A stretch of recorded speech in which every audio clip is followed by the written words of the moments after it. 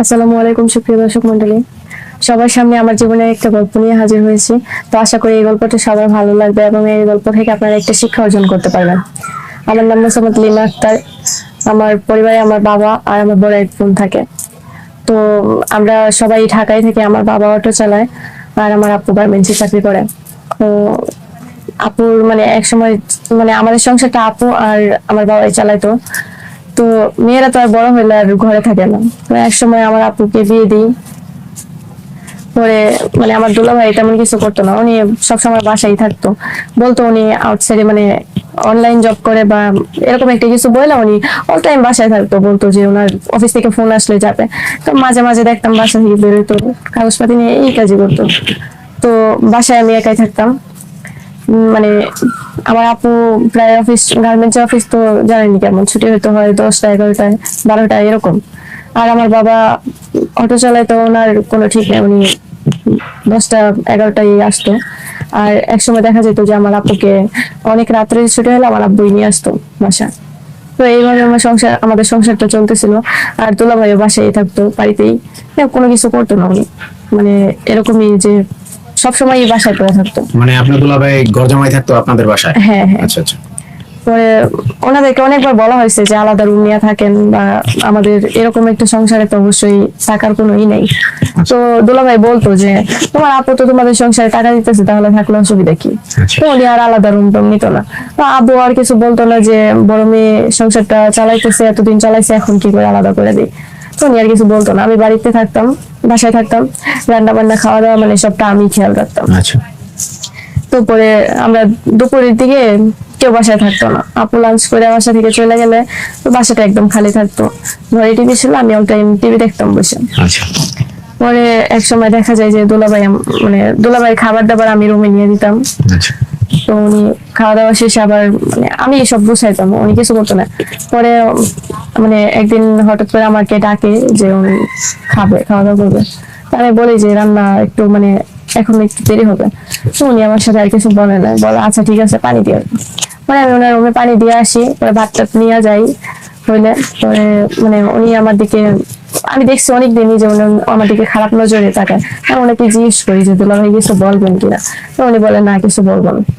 পরে একদিন মানে ওনার হাতে টাচ ফোন ছিল, হয়তো বা ফোনটা উনি ই করে রাখা মানে ক্যামেরা ওপেন করে রাখা উনি আমার সাথে জোর জবরদস্তি করে ওনার রুমে ডাইকে নিয়ে যায়। তো উনি আমার সাথে জোর জবরদস্তি করে আমার সাথে সম্পর্ক করে। আচ্ছা।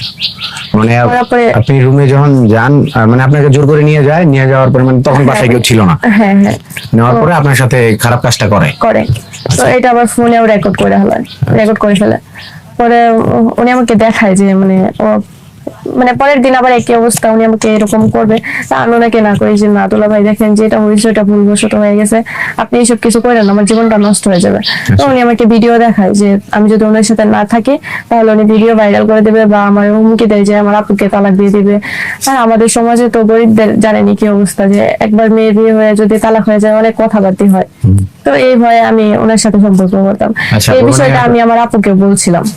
এই বিষয়টা আপনার আপু জানতো? হ্যাঁ, আমার আপুকে শেয়ার করছিলাম। তো আপু চাই না, মানে আপু অনেক কিছু বলার চেষ্টা করে। তো আপুকেও হুমকি দেয় যে তুই যদি কিছু বলস তাহলে তোর তালাক দিয়ে দিব, বা এই ভিডিও তোর বোনের ভিডিও ভাইরাল করে দিব, তোর বোনের বিয়ে হবে না বা এই করবে না, মানে এরকম। তো এক সময় দেখা যায় যে আমাকে পাত্রপক্ষ দেখতে আসতো। তো উনি আমার বিয়েটা মানে যেভাবেই হোক একটা কিছু বলে ভাঙিয়ে দিত, মানে শুধুমাত্র আপনার সাথে থাকার জন্য? মানে এভাবে আপনার সাথে প্রতিদিন থাকতো নাকি মাঝে মাঝেই? না, ওনার যখন মন চাইতো উনি তখনই থাকতো। দেখা গেল যে দিনে মানে আপনি মানা করলেও সে শুনতো না?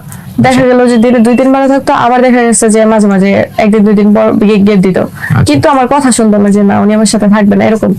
তো পরে মানে এক সময় আমার আপু ওনাকে বলে যে এরকম কিছু করো না যাতে আমার বোনের জীবনটা নষ্ট হয়ে যায়। তো বলে যে না তোর বোনের জীবন নষ্ট হবে না যদি আমার সাথে থাকে। তো আপু আর কোনো ব্যবস্থা দিতে পারতো না। সেই বিষয়টা আপনার বাবা জানতো না? না, কারণ বাবা তো এমনিতে অটো চালায়, উনি রাস্তাঘাটে থাকে, কখন কি হয়ে যায় বলতে পারিনি, এর জন্য বাবাকে আর কিছু বলিনি।